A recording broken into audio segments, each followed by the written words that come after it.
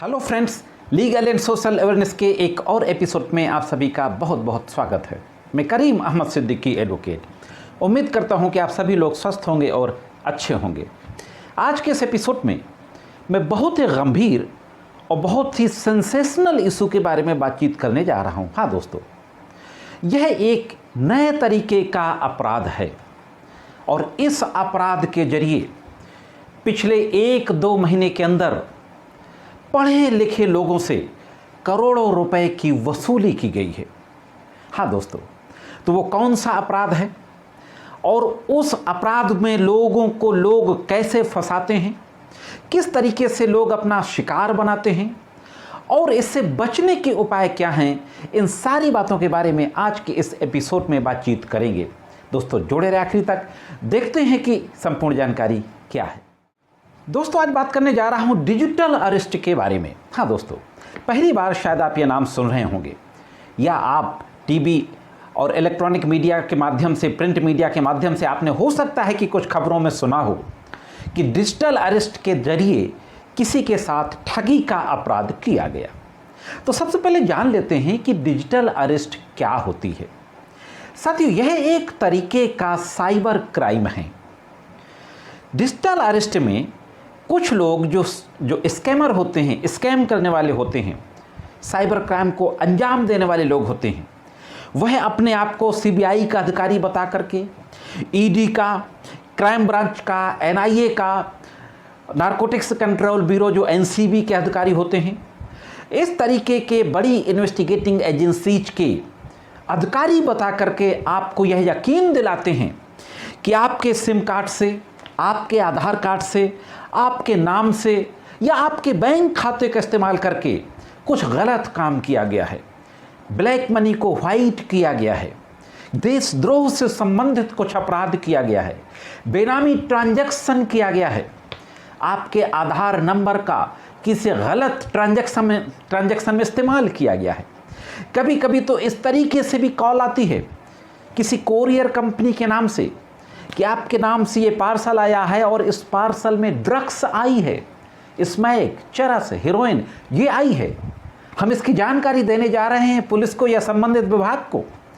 तो इस तरीके से फ़ोन करके डराते हैं और ये कहते हैं कि इसके लिए आपको कुछ दिनों के लिए, कुछ घंटों के लिए हमारी निगरानी में रहना पड़ेगा।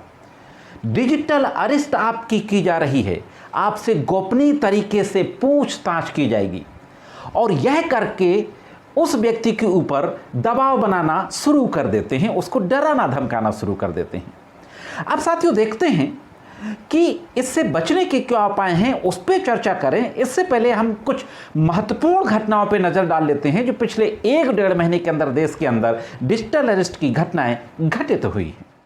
दोस्तों यहाँ पर मैं आपको यह भी बता दूं कि डिजिटल अरेस्ट में जो साइबर क्रिमिनल्स होते हैं वो आम आदमी को शिकार नहीं बनाते, वो पढ़े लिखे लोगों को शिकार बनाते हैं, प्रोफेसर्स को, डॉक्टर्स को। अभी तक जो ज़्यादातर घटनाएं आई हैं उनमें डॉक्टर्स इन्वॉल्व थे, मतलब डॉक्टर्स को शिकार बनाया गया था। इसलिए उनको शिकार बनाते हैं कि उनके खाते में पैसे कुछ ज़्यादा हैं और वो जल्दी डर जाते हैं कि कहीं ऐसा तो नहीं है कि उनके किसी खाते का आधार नंबर नाम का या किसी और चीज़ का गलत इस्तेमाल कर लिया गया हो, किसी गलत ट्रांजैक्शन, गैर कानूनी ट्रांजैक्शन में इस्तेमाल कर लिया गया हो। तो एक नज़र डालते हैं कि पिछले 1-1.5 महीने के अंदर देश के अंदर जो बड़ी बड़ी घटनाएं हुई हैं डिजिटल अरेस्ट की, वो लोग कौन हैं। ललितपुर की एक महिला डॉक्टर जो आगरा में तैनात है, उसको शिकार बनाया गया। 6 घंटे तक उसको डिजिटल अरेस्ट में रखा गया। ये लोग निगरानी में रखते हैं, बाकायदे लगातार फ़ोन कॉल्स के जरिए, वीडियो कॉल्स के जरिए निगरानी में रखते हैं और 2 लाख रुपए की वसूली की गई इन महिला डॉक्टर्स से। मैं नाम यहाँ पर नहीं बता सकता। दूसरा, लखनऊ में पीजीआई की 2 महिला डॉक्टर्स, इनको डिजिटल अरेस्ट का शिकार बनाया गया और 7 दिनों तक इनको डिजिटल अरेस्ट में रखा गया और इतना ज़्यादा डराया गया, प्रेशर बनाया गया कि इनसे 2,81,00,000 रुपए की वसूली की गई। हाँ दोस्तों, डरा धमका करके ये अकाउंट्स में पैसा ट्रांसफ़र कराते हैं और यह यकीन दिलाते हैं कि जांच में अगर आप बेदाग पाए गए तो ये पैसा आपको रिफंड हो जाएगा। तीसरी घटना नोएडा की एक महिला डॉक्टर्स की है। इनसे 59 लाख रुपए की वसूली की गई। इनको भी लगातार कई घंटों तक डिजिटल अरेस्ट में रखा गया। बेंगलुरु में एक डॉक्टर्स के साथ डिजिटल अरेस्ट का साइबर क्राइम किया गया और इनसे भी लाखों रुपए की वसूली की गई। इस तरीके से दोस्तों पिछले 1 महीने के अंदर देश के अलग अलग स्टेट में, अलग अलग भाग में दसियों घटनाएं हुई हैं। मैंने तो 2-4 कुछ महत्वपूर्ण घटनाओं का जिक्र किया और उनसे करोड़ों रुपए की वसूली की गई है। अब दोस्तों देखते हैं कि डिजिटल अरेस्ट से बचने के क्या उपाय हैं, हमें कौन कौन सी सावधानियां अपनानी चाहिए और प्रिकॉशंस क्या लेना चाहिए। साथियों, सबसे पहले हमें ये अपने ध्यान में रखना है कि हमारा नाम, चाहे हमारे खाते का इस्तेमाल हो, हमारे पेन नंबर का इस्तेमाल हो, हमारे आधार कार्ड का इस्तेमाल हो, किसी भी तरीके हमारे फ़ोन का इस्तेमाल हो, अगर कहीं गलत ट्रांजैक्शन में इस्तेमाल किया गया है तो इसमें सीधे पुलिस हमारे पास आएगी। या तो पुलिस रिटन में नोटिस भेजेगी और हमसे सवाल जवाब तलब करेगी, और या इन इन्वेस्टिगेटिंग एजेंसीज के अधिकारी डायरेक्ट हमारे पास आएंगे और पूछताछ के लिए हमें उठा ले जाएंगे। तो सबसे पहले ये ध्यान में रखना चाहिए, ये जितनी भी बड़ी बड़ी एजेंसीज हैं, चाहे सीबीआई हो, इन्फोर्समेंट डायरेक्टरेट के लोग हों, क्राइम ब्रांच के लोग हों, नेशनल इन्वेस्टिगेटिंग एजेंसी या नारकोटिक्स कंट्रोल ब्यूरो के लोग हों, ये किसी कुरियर कंपनी का बहाना बनाकर या इस तरीके से फ़ोन कॉल करके किसी को भी डराने का काम नहीं करते हैं। ये बात ध्यान में रखनी होगी। दूसरी बात, जैसे ही आपके पास इस तरीके का कोई फ़ोन आए, आपको तुरंत एक डायरी में नोट कर लेना है वो नंबर और पुलिस को इन्फॉर्म कर देना है। और एक हेल्पलाइन नंबर आप यहाँ पे नोट कर लीजिए, 1930। इस नंबर पर तुरंत आपको कॉल करना है।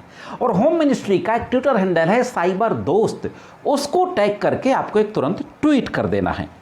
अब दोस्तों सबसे जो महत्वपूर्ण बात है वो ये है कि अगर आपने कोई क्राइम नहीं किया, आपकी जानकारी में नहीं है कि आपने कोई क्राइम किया, तो आपको डरना बिल्कुल नहीं है। किसी के भी आधार नंबर का उपयोग, किसी के भी मोबाइल नंबर का उपयोग किसी अन्य के द्वारा किसी ट्रांजैक्शन में नहीं किया जा सकता जब तक कि ओटीपी शेयर नहीं किया जाएगा साथियों। तो डरने की ज़रूरत नहीं है, आपको बिल्कुल नहीं डरना। जहां आप डर गए वहां स्कैमर समझ जाते हैं कि अब ये हमारे अंडर प्रेशर में आ जाएंगे। इसी के साथ दोस्तों यह भी हमें ध्यान रखना है कि किसी कुरियर कंपनी से अगर इस तरीके की कोई कॉल आती है तो उसकी भी हम तुरंत कंप्लेन करें। ये बड़ी बड़ी एजेंसी किसी कुरियर कंपनी के सहारे किसी अपराधी को पकड़ने की कोशिश नहीं करते हैं। इन मोटी मोटी बातों का हमें ध्यान रखना जरूरी होता है। ये लोग जो फ़ोन कॉल करते हैं तो उसमें वीडियो कॉल की एप्लीकेशंस का इस्तेमाल करते हैं। जितनी भी ये एजेंसीज हैं इस तरीके की किसी वीडियो कॉल एप्लीकेशंस का इस्तेमाल नहीं करते। वो आपके फ़ोन को सर्विलांस मशीन में लगाएंगे और सर्विलांस मशीन के जरिए आपकी लोकेशन को ट्रैक करेंगे। लीगली आपकी मोबाइल कॉल की रिकॉर्डिंग CDR को निकलाएंगे और उसके जरिए आपको ट्रैक करके फिर आप तक डायरेक्टली पहुंचेंगे, किसी के माध्यम से नहीं पहुंचेंगे।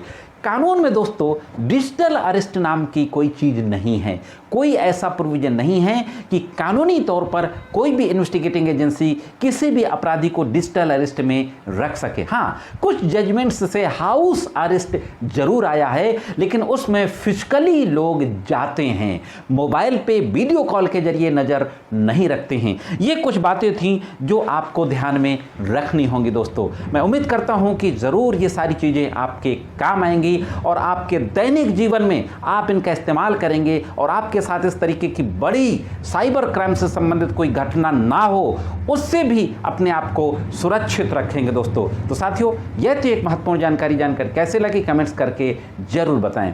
आज के इस एपिसोड में सिर्फ इतना ही। मिलते हैं किसी अन्य वीडियो में कानून की कुछ अन्य जानकारी के साथ। तब तक महत्वपूर्ण कानूनी जानकारियों के लिए देखते रहें लीगल एंड सोशल अवेयरनेस।